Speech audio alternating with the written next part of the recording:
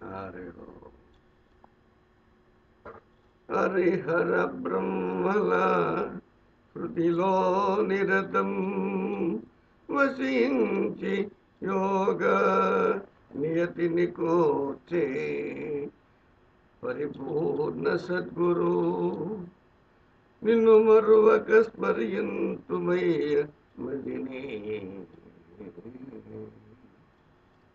మతి అందును తవించిన మతముల అతి శ్రేష్టమైన మతమగు నీదిం సతతము నీ మతమునే మా మతి గోచుము విడకమము మాన్య ప్రబోధ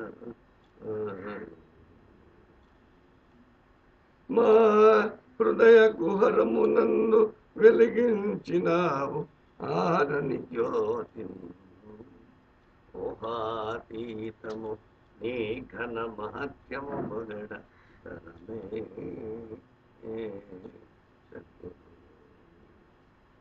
హరిలో ఏమనంటే బ్రహ్మ విష్ణు ఈశ్వరుల త్రిమూర్తులు కూడా ఈ హృదయంలో నివసించే సదుపాయం చెప్పినటువంటి సద్గురువుకు నమస్కారం. ఈ మనసును ఎప్పుడు నిలకడ చేసేటువంటి పద్ధతంతా తెలిపినటువంటి పరిపూర్ణమైనటువంటి భావాన్ని ఈ సద్గురుమూర్తి వివరించిన కనుక అటువంటి సద్గురుమూర్తి నమస్కారం.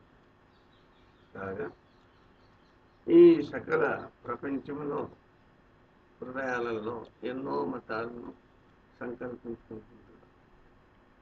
కానీ అన్ని మతముల కన్నా కూడా ఈ ఆత్మమతము చాలా శ్రేష్టమైనది కనుక దాన్ని మాకు వివరణ చేసి ఎప్పుడు సతతము అంటే ఎల్లప్పుడూ స్మరించడానికి అనువైనటువంటి మతాన్ని మా మతిలో సమకూర్చము సద్గురు అడుగుతున్నారు.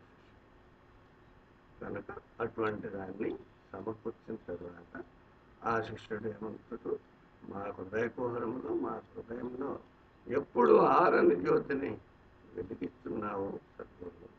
కాబట్టి నీ యొక్క ఘనం చాలా విశేషమైనది, ఊహకందనటువంటి మహత్యం ఇది ఈ పరమార్థం.